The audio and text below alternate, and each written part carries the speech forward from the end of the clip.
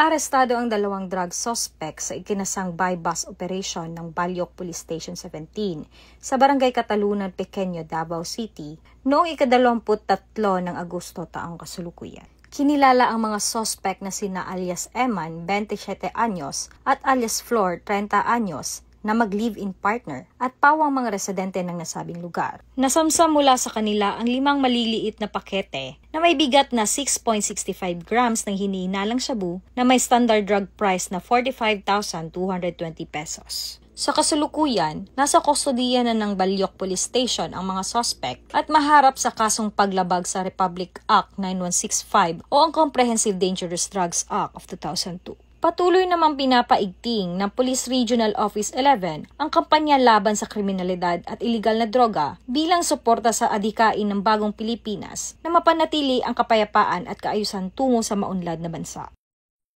Mula dito sa Reon 11, ako ang inyong PNN correspondent, Patulhuman Mariel May Dungkilap, alagad ng batas, taga-taguyod ng Balitang Pulis.